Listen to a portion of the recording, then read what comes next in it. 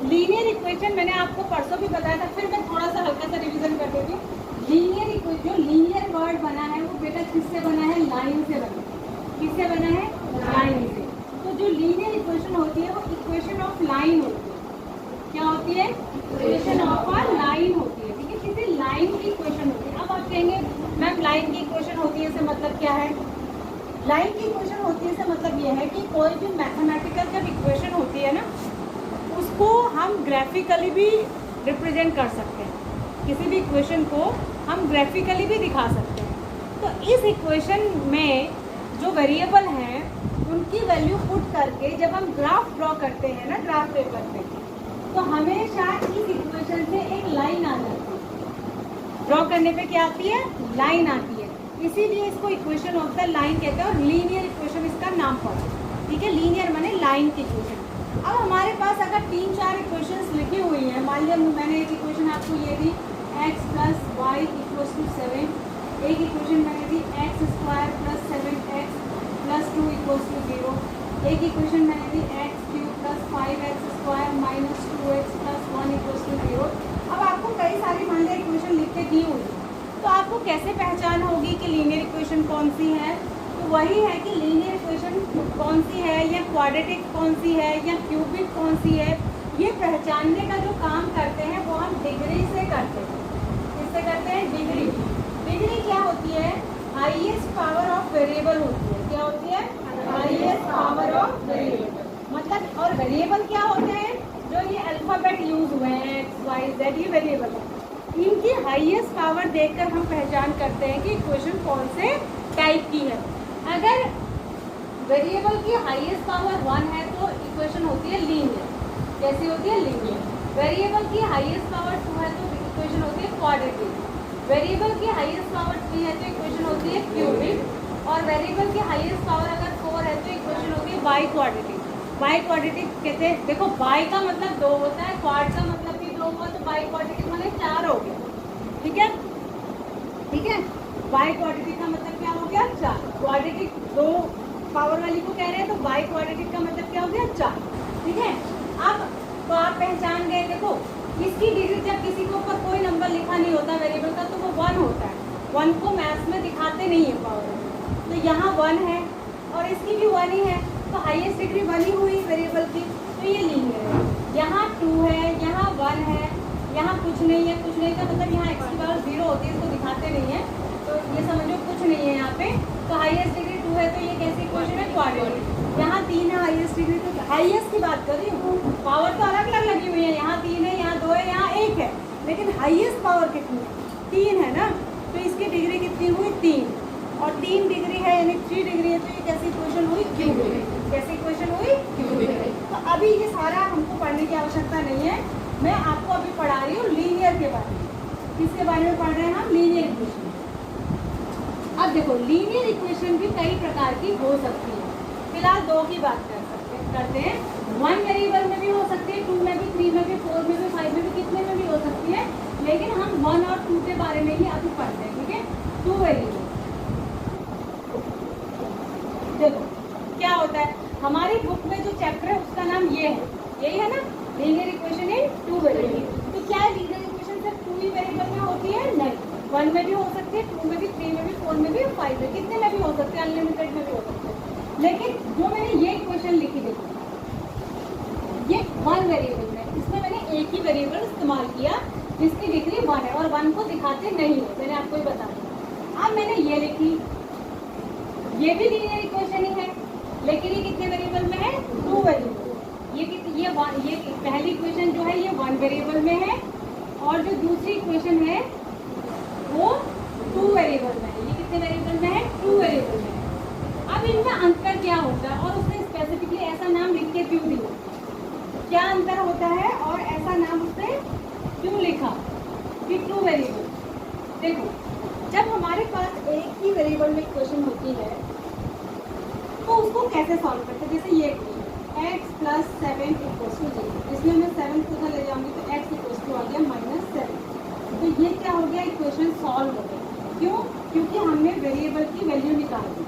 Variable की क्या निकाल दी? वैल्यू। यानी ये x जो है इसकी वैल्यू कितनी है? -7।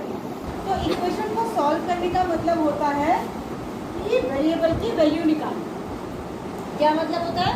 वेरिएबल की वैल्यू निकालना। और इसी को कहते हैं इस इक्वेशन का सॉल्यूशन, इसी को कहते हैं इस इक्वेशन का रूट, इसी को कहते हैं इस इक्वेशन को सॉल्व करना, इसी को कहते हैं इस वेरिएबल की वैल्यू निकालना। एक ही बात है, ठीक है। तो ये हमने इक्वेशन की वेरिएबल की वैल्यू निकाल दी। अब ये कैसे पता चलेगा जो x की वैल्यू मैंने निकाली है एकदम सही आई है? ये कैसे पता चलेगा कि x की वैल्यू सही आई है? मैं इस x की वैल्यू को वापस इस इक्वेशन में रख के देख लेती हूँ। तो मुझे x की जगह पे -7 रखना है और एक 7 इसमें पहले से था इक्वल टू 0। देखो -7 + 7 कट जाते तो 0 ही आता आगे ना, तो 0 = 0, यानी दोनों साइड इक्वेशन बैलेंस हो गई, यानी कि जो x की मैंने वैल्यू निकाली थी वो एकदम ठीक थी, ठीक है। तो ये हुआ एक वेरिएबल। इसमें क्या होता है, जब कोई इक्वेशन एक वेरिएबल में होती है तो आप सिर्फ एक ही इक्वेशन को सॉल्व करके उसका आंसर निकाल सकते हैं, यानी वेरिएबल की वैल्यू निकाल सकते हैं, यानी कि इक्वेशन को सॉल्व कर सकते हैं। लेकिन जब इक्वेशन दो वेरिएबल में होती है तो आप खाली एक ही इक्वेशन को सॉल्व करके इस वेरिएबल की वैल्यू नहीं निकाल सकते, ठीक है। एक ही इक्वेशन को सॉल्व करके वेरिएबल की वैल्यूज नहीं निकाल सकते। इक्वेशन में जितने वेरिएबल होते हैं आपको वेरिएबल्स की वैल्यू निकालने के लिए उतनी ही इक्वेशन चाहिए होगी। जैसे इस इक्वेशन में दो वेरिएबल है x और y, तो ये इक्वेशन कब सॉल्व होगी? जब मुझे x की भी वैल्यू पता चल जाए और y की भी वैल्यू पता चल जाए। लेकिन x और y दोनों की वैल्यू इस एक सिंगल इक्वेशन से नहीं निकाली जा सकती, क्योंकि इसमें दो वेरिएबल हैं। तो हमें x और y की वैल्यू निकालने के लिए कम से कम दो इक्वेशन चाहिए। ज़्यादा से ज़्यादा कितनी भी हो सकती हैं, लेकिन कम से कम दो तो हमारे हाथ में होनी ही चाहिए, तब हम x और y दोनों की वैल्यू निकाल सकते हैं। क्लियर हो गया? तो इसीलिए इस चैप्टर का नाम है linear equation in two variable, क्योंकि इसमें हमें ऐसी वाली इक्वेशंस पढ़े और जहाँ पर भी दी होंगी पेयर में दी होंगी, जिससे कि आप उनको सॉल्व करके जो भी उसमें वेरिएबल दो वेरिएबल दिए गए हैं आप उनकी वैल्यू को क्या कर सको? फाइंड आउट कर सको। क्या कर सको? वैल्यू फाइंड आउट कर सको, ठीक है। देख लेते हैं एक बार इसमें, देखते हैं इसमें खुलेगा तो। चल रहा है इसमें? चल रहा है?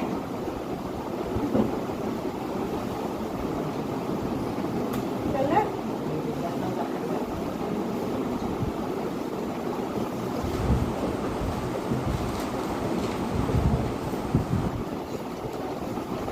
यहाँ तक चलता है, इससे आगे का नहीं।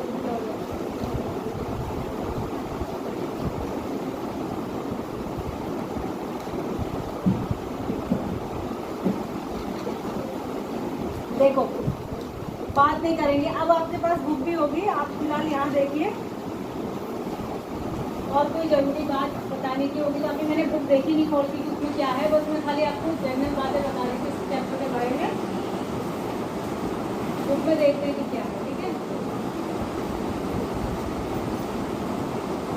लीनियर इक्वेशन मैंने आपको बता दिया, इंट्रोडक्शन इसका दे दिया, लीनियर इक्वेशन बता दिया। अब हम ऐसा करते हैं, जीरोस बता दिए ना मैंने आपको, जीरोस बता दिए। जीरो किसको कहते हैं?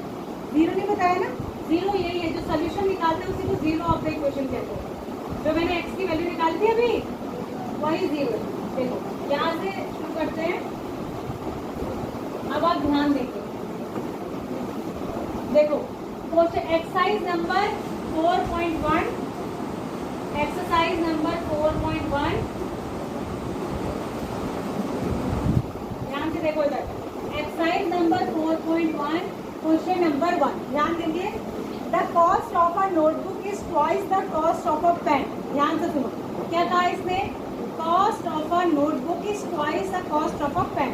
एक पेन की जितनी कॉस्ट है, नोटबुक की कॉस्ट उससे डबल है, ठीक है। Write a linear equation in two variables to represent this statement. इस स्टेटमेंट को रिप्रेजेंट करने के लिए एक लीनियर इक्वेशन लिखो टू वेरिएबल।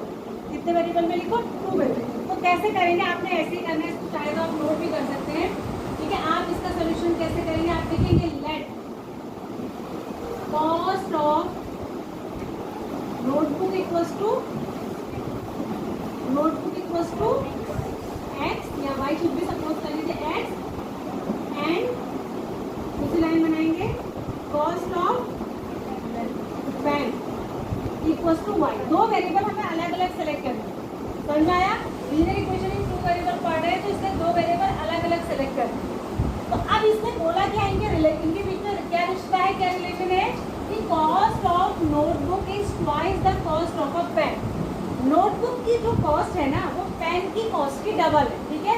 तो हम लिखेंगे according to the question, shortcut में लिखते हैं ATQ, या ऐसे भी लिख सकते हैं according to the given condition. तो अकॉर्डिंग टू द क्वेश्चन ये कह रहा है कि जो नोटबुक की कॉस्ट है, नोटबुक क्या है हमारी x, तो जो नोटबुक की कॉस्ट है ना x, वो जो पेन की कॉस्ट है ना y, उसकी डबल है। तो 2 किस साइड मल्टीप्लाई करेंगे, पेन की कॉस्ट, पेन की कॉस्ट को 2 से मल्टीप्लाई करेंगे तब नोटबुक की कॉस्ट मिलेगी। मेरे पास समझे, फॉर एग्जाम्पल ऐसे समझो, नोटबुक की कॉस्ट मान लिया 10 है और पेन आता है 5 रुपये का। तो नोटबुक की कॉस्ट और पेन की कॉस्ट के बीच में रिलेशन बनाना है, तो पेन की कॉस्ट को 2 से मल्टीप्लाई करोगे तभी तो नोटबुक की कॉस्ट मिलेगी। तो डबल किसका करना है, बच्चे उल्टा कर देते हैं, इधर ही मल्टीप्लाई कर देते हैं। भैया नोटबुक की कॉस्ट जो है वो पेन की कॉस्ट की डबल है, तो पेन की कॉस्ट में 2 से मल्टीप्लाई करेंगे तब नोटबुक की कॉस्ट मिलेगी। अब ये लीनियर इक्वेशन में स्पेसिफिक फॉर्म में नहीं है, इसको इधर लाएंगे तो ये हो जाएगा x को अपनी जगह पर, ये 2y पर आएगा तो x minus 2y equal to 0। ये आपकी बन गई लीनियर, यही बना के बताओगे, इतना ही बोला उसने। Write a linear equation in 2 variable to represent this statement. ये जो स्टेटमेंट वर्ड्स में कहा गया है, इसको मैथमेटिकली रिप्रेजेंट करने के लिए एक लीनियर इक्वेशन बनाइए। वो लीनियर इक्वेशन 2 वेरिएबल में होनी चाहिए। वो 2 वेरिएबल मैंने x और y ले लिए, आप a और b भी ले सकते हैं, कुछ भी ले सकते हैं, p एंड q भी, वो आपकी मर्जी है। जनरली हम XYZ लेते हैं या ABC लेते हैं। वैसे आप इंग्लिश अल्फ़ाबेट के 26 लेटर होते हैं, उसमें कोई भी 2 ले सकते हैं, इसमें कोई रेस्ट्रिक्शन नहीं है कि क्या लेना है और क्या। बात समझ आ गई आपको, ठीक है। तो ये आसान सा क्वेश्चन था, आगे बढ़े। दूसरा है express the following linear equation in the form of, ये बेटा ये जो है ना, ये ax + by + c = 0, this is called the standard form of linear equation. इसको कहते हैं, मैंने आपको बताया नहीं अभी, यहीं पर बता देती हूँ, standard form of linear equation. Linear equation की स्टैंडर्ड फॉर्म, स्टैंडर्ड क्या होता है, जैसे हम कोई मानक बना देते हैं। फॉर एग्जाम्पल जब जैसे आप बाजार जाते हैं या कोई भी चीज़ लाते हैं ना, तोल के मेजर करके लाते हैं, जैसे चीनी लाई फॉर एग्जाम्पल, शुगर, तो आपने कहा दुकानदार से 1 किलो चीनी दे दो।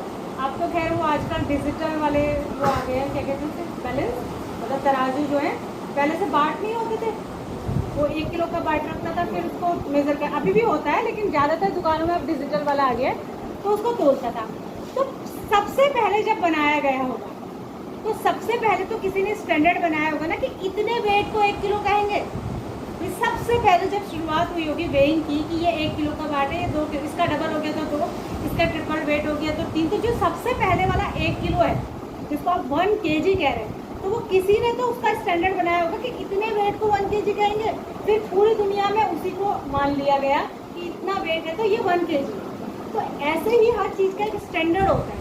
तो लीनियर इक्वेशन आप कोई सी भी बना सकते हैं, पर लीनियर इक्वेशन की स्टैंडर्ड फॉर्म ये होती है, मतलब उसको स्टैंडर्ड फॉर्म में लिखने का तरीका है कि पहले ax आना चाहिए, फिर by आना चाहिए, फिर अगर कोई नंबर साथ में है तो सिंगल बिना x y के, यानी कांस्टेंट है तो वो आना चाहिए, और फिर इक्वल टू 0, एक साइड पूरा 0 होना चाहिए और एक साइड सारी चीज़ें होनी चाहिए। ये होता है स्टैंडर्ड तरीका लीनियर इक्वेशन को लिखने का। बात समझ आ गई आपको, समझ आ रही है ना बात।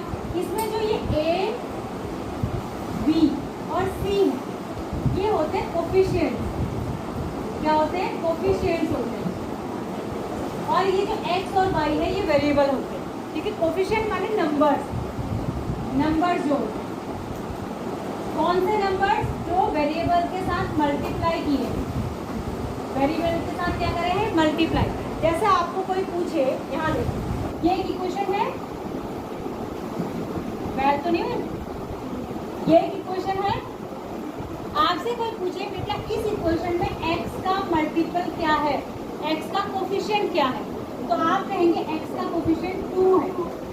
अगर आपसे कोई पूछे बेटा इस इक्वेशन में y का कोफिशिएंट क्या है, तो आप कहेंगे कि 3 है।